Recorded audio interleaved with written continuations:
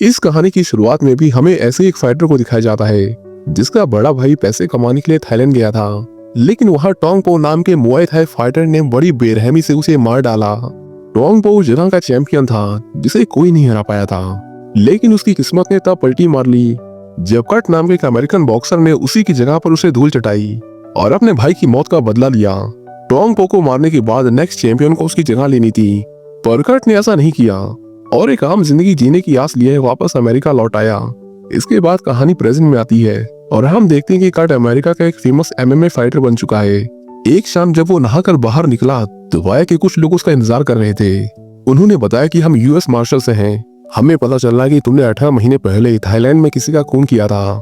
Kurt तुरंत समझ जाता है कि ये लोग टोंग पो की बात कर रहे हैं। वो कॉर्पोरेट करने को तैयार था, पर उसने कहा कि वो दोनों सबसे पहले अपना बैच दिखाएं। उनमें से एक बैच दिखाने के बहाने खड़ा हुआ, लेकिन तभी दूसरे ने उसे करंट का जोरदार झटका देकर बेहोश कर दिया। जब उसकी आंख खुली तो उसके सामने इस पूरे गेम का मास्टरमाइंड बैठा हुआ था, जो कहता कि जब तुमने टोंग पो को हराया था तो मैं चाहता था कि तुम उसकी जगह लो और यहाँ के नेक्स्ट चैंपियन बनो, पर तुम सब कुछ छोड़कर अमेरिका चले गए, जिससे हमारा बहुत नुकसान हुआ। थॉमस चाहता था कि वो उसकी भरपाई करे और एक और फाइट लड़े, जिसके बाद वो चाहे तो यहाँ से जा सकता है। इसके बाद कर्ट को थाईलैंड की जेल में लाया गया। अब से यही उसका घर था जब तक वो लड़कर अपनी आजादी नहीं कमा लेता। कर्ट वहाँ मोंगकुट को देखता है जिसे उसे फाइट करनी थी। उसे देखकर ऐसा लग रहा था मानो जैसे सामने 7 फुट का कोई मॉन्स्टर खड़ा हो। मोंगकुट का वजन 180 किलो था और न सिर्फ उसका वजन बल्कि उसकी ताकत भी किसी आम इंसान से कई गुना ज्यादा थी। कर्ट की उससे फाइट करवाना मानो ऐसा था जैसे किसी कांच की तलवार से पत्थर को काटने की कोशिश करना।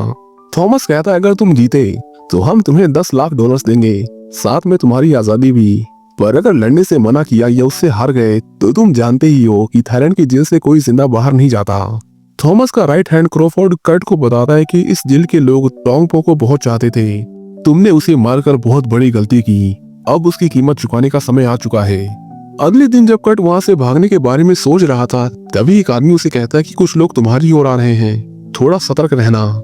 दांत पीसते हुए और चेहरे पर नफरत लिए कुछ लोग कर्ट को मारने आए थे, लेकिन कर्ट ने उन्हें इतना पीटा कि फिर दोबारा किसी ने उससे पंगा लेने की गलती नहीं की। अपने लोगों को पिटता हुआ देख जेलर अपनी सुबह की चाय का आनंद नहीं ले पाया। उसने कहा इसे पकड़ लो और इसे इतने कोड़े मारो कि दोबारा यहाँ किसी पर हाथ उठाने से पहले ये 100 बार सोचे। उस रात कर्ट को लोगों ने बहुत मारा, पर इतना जुल्म सहने के बाद भी कर्ट टस से मस नहीं हुआ और उनके सामने फौलाद की तरह खड़ा रहा। सभी कैदी उसे देखकर हैरान थे, पर उन्हें ये भी पता था कि वो ज्यादा दिन तक उनके टॉर्चर को सह नहीं पाएगा। हर रोज कोई ना कोई उसे ऐसे घूरता था जैसे कि वो अभी उसकी जान ले लेगा। कर्ट बेचारा उनके लिए मानो एक पंचिंग बैग बन गया था जिस पर हर कोई अपनी प्रैक्टिस कर रहा था, और ये सिलसिला ऐसे ही चलता रहता जब तक वो पूरी तरह से टूट नहीं जाता। एक दिन कर्ट गलती से वहाँ बैठे कैदी से टकरा गया। इस आदमी का नाम ब्रिग्स है और ये अकेला ऐसा आदमी है जो अपने काम से काम रखता है, और जो इसे पंगा लेता था उसे ये हमारे बिना छोड़ता नहीं था। बदकिस्मती से इस बार कर्ट उसके हत्थे चढ़ गया।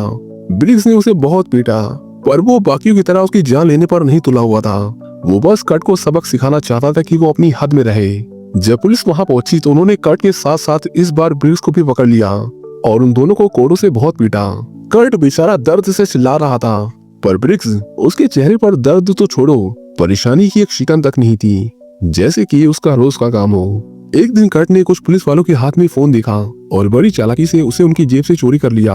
उसने तुरंत अपनी वाइफ को कॉल किया और उसे बताया कि मुझे किडनैप किया गया है, मैं बैंकॉक की किसी जेल में हूँ। इससे पहले वो कुछ और बता पाता पुलिस कर्ट को फिर से पकड़ लेती है और उसे बहुत पीटा जाता है। थॉमस ने कहा ये लोग तुम्हें मार देंगे, इस तरह हर दिन तड़पने से अच्छा है कि तुम मेरे लिए रिंग में लड़ो, मैं तुम्हें आजादी और पैसे दोनों दूंगा। पर फिर भी कर्ट नहीं मानता, जिससे थॉमस तिलबिला उठता है। वहीं दूसरी तरफ लियू कर्ट को ढूंढते हुए थाईलैंड आती है। उसकी वाइफ बनने से पहले वो थाईलैंड में एक पुलिस ऑफिसर थी, इसलिए उसे पता लगाने में जरा भी देर नहीं लगती कि कर्ट को किस जेल में रखा गया है। उसी रात ब्रिग्स कर्ट से मिलने आता है। कर्ट ने पूछा तुम उस दिन इतना दर्द सहकर भी चुप कैसे थे, मुझे बताओ कि तुमने वो कैसे किया। ब्रिग्स उसे एक पौधे के पास ले गया और कहा इसे हर दिन आकर चुआ करो, इसमें कुछ केमिकल्स हैं जो तुम्हारी नसों को शांत कर देते हैं और दर्द नहीं होता। आज रात इसका लेप बनाकर अपनी पीठ पर रगड़ लेना, बाकी सब तुम्हारा दिमाग कर लेगा। इसी बीच कर्ट को पता चला कि उससे कोई मिलने आया है। उसने देखा कि ये तो माइकल है, उसका पुराना मार्शल आर्ट टीचर, जिसकी मदद से उसने टोंग पो जैसे खतरनाक फाइटर को हराया था। उन लोगों ने माइकल को भी टोंग पो के मर्डर में अंदर कर दिया था। और सबसे दुख की बात ये थी कि उन्होंने उसकी दोनों आंखें फोड़कर उसे अंधा कर दिया। माइकल ने कहा, देखो कर्ट, मेरे लिए परेशान मत होना, शायद मेरी किस्मत में यही लिखा था। इसी बीच थॉमस को पता चल जाता है कि कर्ट की वाइफ उसे ढूंढते हुए थाईलैंड आ चुकी है, जिसके बाद वो अपने लोगों से कहकर उसे किडनैप कर लेता है।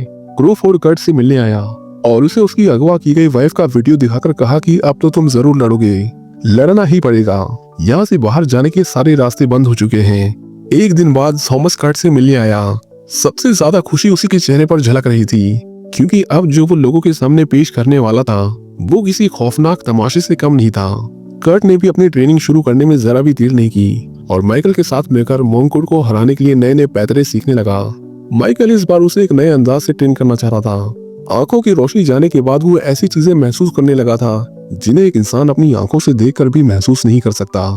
वो चाहता था कि कर्ट भी अपनी ज्यादातर ट्रेनिंग आंखें बंद करके करे, इससे उसे मोंगकुड को हराने में मदद मिलेगी। ब्रिग्स भी उसे ट्रेन करने में बढ़ चढ़कर हिस्सा ले रहा था, और अगर इतना भी कम था तो वो उसके लिए एक 7 फुट का पहलवान ले आया, जिसकी कद काठी बिल्कुल मोंगकुड से मिल खाती थी। वो इतना ताकतवर था कि कर्ट को एक ही धक्के में दूर फेंक देता है, और अगर उसने उसका गला पकड़ लिया तब तो खेल खत्म समझो। इतनी मेहनत करने के बाद भी माइकल को लगता था कि कर्ट मोंगकुड से नहीं जीत पाएगा, क्योंकि उसे हराने का मतलब था मौत को गले लगाना। थॉमस ने कर्ट को अपने पास बुलाया और कहा, अब से तुम यहाँ ट्रेनिंग नहीं करोगे, मेरे साथ मेरे आलीशान घर में चलो, वहाँ तुम्हें दुनिया की सारी सुख सुविधाएं मिलेंगी। कर्ट जानता था कि हर बकरी को हलाल करने से पहले उसकी अच्छे से खातिरदारी की जाती है। थॉमस भी उसके साथ वही कर रहा था। उसने कहा, नहीं, मैं यहीं रहकर ट्रेनिंग करूंगा, क्योंकि मैं जानता हूँ कि ये मेहमान नवाजी मेरी आखिरी विदाई की तैयारी है। ट्रेनिंग के बीच माइकल कर्ट से कहता है कि मोंगकुड बेशक तुमसे बड़ा और ताकतवर है, लेकिन उसके अंदर तुम्हारी जितनी फ्लेक्सिबिलिटी और स्पीड नहीं है। वो किसी पत्थर की तरह है जो जल्दी से मुड़ नहीं सकता। कर्ट उसकी और कमजोरियां जानना चाहता था, पर माइकल को वो तभी पता चलती जब वो उसे ट्रेनिंग करते हुए देखता, जो अब उसके लिए मुमकिन नहीं था। फिर भी उसने कहा कि मैं कोशिश करता हूँ। अगले दिन माइकल मोंगकुड की ट्रेनिंग देखने गया। वहां जाकर उसे पता चला कि मोंगकुड कोई आम इंसान नहीं है, वो एक मॉन्स्टर है जो बड़ा है, तेज है और दुनिया के किसी भी इंसान से ज्यादा ताकतवर है। जब क्रोफोर्ड ने उसे बताया कि वो खुद को और स्ट्रॉन्ग बनाने के लिए बायोकेमिस्ट्री साइंटिस्ट की हेल्प से जेनेटिकली एडवांस स्टेरॉइड और सप्लीमेंट लेता है, तो माइकल ने कहा कि ये तो चीटिंग है। भला कर्ट जैसा एक आम इंसान उसे कैसे लड़ेगा। उसने थॉमस से इस फाइट को रोकने की रिक्वेस्ट की, यहाँ तक कि कर्ट की जगह वो खुद इस फाइट में हिस्सा लेने को तैयार था, पर थॉमस को लगता था कि वो कमजोर है। लोग भला एक अंधे को लड़ने के लिए देखने क्यों आएंगे। वो इस मैच को यादगार बनाना चाहता था, जो सिर्फ कर्ट ही कर सकता है। इस फाइट में कर्ट की जिंदगी दांव पर लगी हुई थी, इसलिए वो ट्रेनिंग भी ऐसी करता है जैसे कि उसकी आखिरी फाइट हो। जल्द ही वो 7 फुट के फाइटर को हराने में कामयाबी हासिल करने लगा, जो उसे ट्रेनिंग से पहले नामुमकिन लगता था। उसे लगने लगा कि वो मोंगकुड को बड़ी आसानी से हरा देगा, पर माइकल उसे सच्चाई का आईना दिखाने से कभी पीछे नहीं हटता था। वो चाहता था कि कर्ट ऊंची से ऊंची छलांग मारना सीखे, पर हर बार कर्ट उसकी उम्मीद से कम ही छलांग लगा पाता था। इसी बीच जब कर्ट ट्रेनिंग कर रहा था, तभी उसकी नजर एक आदमी के हाथ पर बने टैटू पर पड़ती है। उसे याद आया कि ये टैटू वाला आदमी लियो की किडनैपिंग की वीडियो में भी था। इसका मतलब अगर उसका पीछा किया तो लियो को बचाया जा सकता है।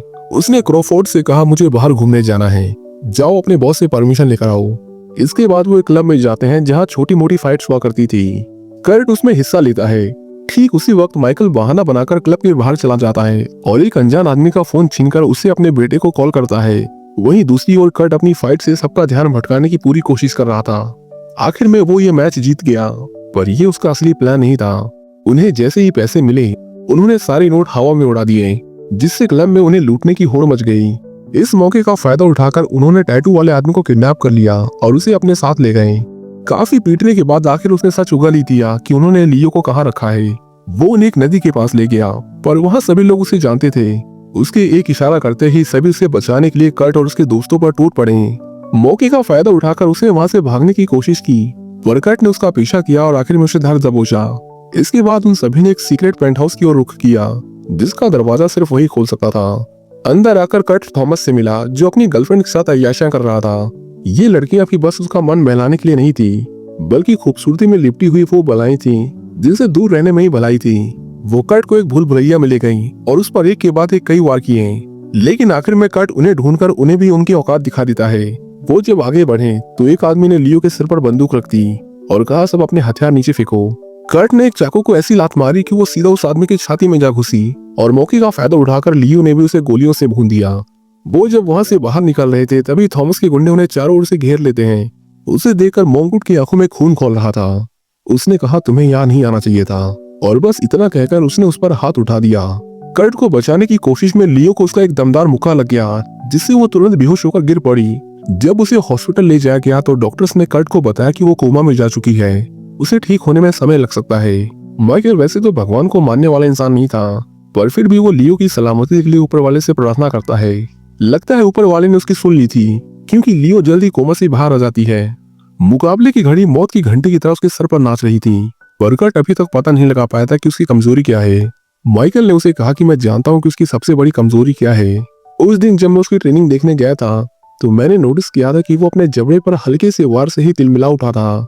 उसका जबड़ा ही उसकी सबसे बड़ी कमजोरी है, और ये बात उसे भी अच्छे से पता है, इसलिए कभी तुम्हें उस पर वार नहीं करने देगा। तुम्हें उसके मुंह तक पहुंचने के लिए बहुत ऊंची और सटीक छलांग लगानी होगी, नहीं तो तुम्हारा खेल खत्म समझो। अगले दिन थाईलैंड के सबसे प्राचीन मंदिर में कर्ट और मोंकुट के बीच फाइट रखी गई। उन दोनों को देखने के लिए दूर दूर देशों से लोग इकट्ठा हुए थे। सबसे पहले कर्ट रिंग में आया और लोग उसके लिए चीयर करने लगे, लेकिन जब मोंकुट ने रिंग में कदम रखा तो पूरा स्टेडियम उसके नाम से गूंज उठा।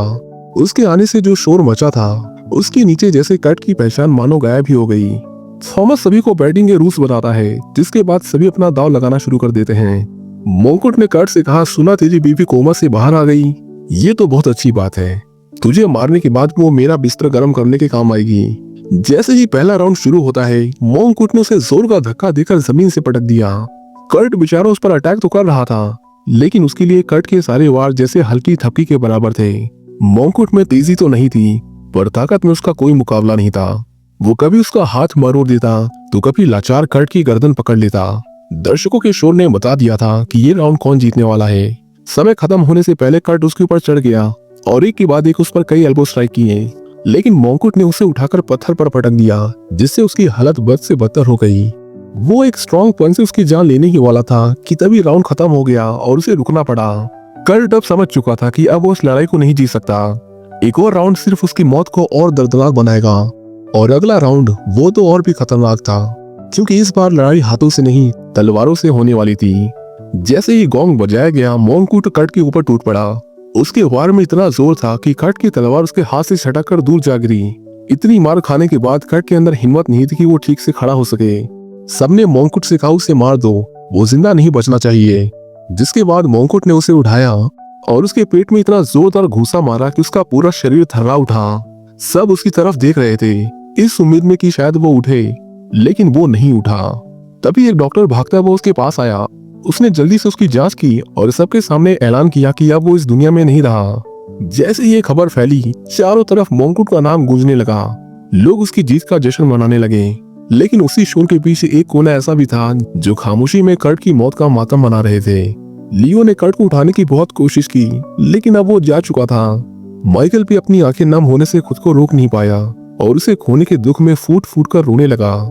इसी बीच लियो की नजर उस स्टेरॉइड पर पड़ी जिसमें डेड सेल्स रिपेयर करने की अद्भुत शक्तियां थीं। जरा भी देरी ना करते हुए उसने उसे उठाया और कर्ट के शरीर में इंजेक्ट कर दिया। स्टेरॉइड जैसे उसके खून में मिक्स हुआ, अचानक कर्ट जिंदा हो गया। उसकी मौत का जश्न मनाने वाली भीड़ भी उसे देखकर चौंक गई। सबके चेहरे ऐसे हो गए थे मानो उन्होंने भूत देख लिया हो। कर्ट ने कहा, जब तक हम में से कोई मरता नहीं, ये मैच नहीं खत्म होगा। थॉमस ने देखा कि अचानक सभी लोग कर्ट पर पैसा लगाने लगे थे। उसे समझ आ गया कि लोग अब उसकी ताकत पर नहीं, उसकी हिम्मत पर दाव लगा रहे हैं। कर्ट ने माइकल को उसकी आंख पर कपड़ा बांधने को कहा, क्योंकि मोंकुट को सिर्फ मारना ही काफी नहीं था, ये भी अंदाजा लगाना जरूरी था कि वो किस तकनीक से हमला कर रहा है। रिंग में आते ही उसने बस अपना बचाव किया। उसने हवा में आने वाले हल्के से हल्के बदलाव को महसूस किया और जल्दी उसे मोंकुट का फाइटिंग पैटर्न समझ आ गया। वो जानता था कि उसका जबड़ा कमजोर है, लेकिन जब तक वो छाती चौड़ी कर पत्थर की तरह सामने खड़ा रहेगा, वो उस पर हमला नहीं कर सकता। हल्का सा झुकने के लिए उसका थकना बहुत जरूरी था। उसका आधा काम तो भीड़ ने कर दिया। लोगों ने मोंकुट को गुस्सा दिलाया, जिसकी वजह से वो बहुत जल्दी थक गया, और जब जब वो थोड़ी सांस भरने के लिए नीचे झुकता, तब तब कर्ट उसके जबड़े पर जोर से वार करता। इस तरह उसने उसे बहुत मारा, पर मोंकुट भी कम चालाक नहीं था। उसकी चाल समझते ही उसने झुकना कम कर दिया और उसकी गर्दन दबोचकर उसे पानी में डुबाने लगा। सब खड़े उसकी मौत का तमाशा देख रहे थे। उन्हें लगा कि बस यही अंत है, लेकिन कर्ट एक बार फिर से खड़ा हुआ और मोंकुट के ऊपर एक के बाद एक कई जानलेवा वार किए। माइकल ने उसे किल शॉट के बारे में बताया था और यही मौका था उसे इस्तेमाल करने का। कर्ट ने उसके जबड़े पर एक जोरदार फ्लाइंग किक मारी जिससे वो धाराशायी होकर जमीन पर गिर पड़ा। उसने उस पर इतने मुक्के बरसाए कि अब सिर्फ उसकी सांसें चल रही थीं। उसके शरीर में इतनी भी ताकत नहीं बची थी कि वो उठकर पलटवार कर सके। कर्ट चाहता तो उसकी जान बख्श सकता था, लेकिन उसने लियो के साथ जो किया था उसके बाद उसे माफ कर पाना नामुमकिन था। आखिर में कर्ट ने उसका गला घोटकर उसकी बची हुई आखिरी सांस भी छीन ली और उसे मार डाला। ये फाइट अब खत्म हो चुकी थी और कर्ट इसका विजेता था। वहीं थॉमस का जो नुकसान हुआ उससे तो वो शायद एक बार के लिए उभर सकता था, लेकिन जो उसे सबके सामने जलील होना पड़ा उसका घाव कभी नहीं भरेगा। इसी के साथ ही मूवी यहीं खत्म हो जाती है।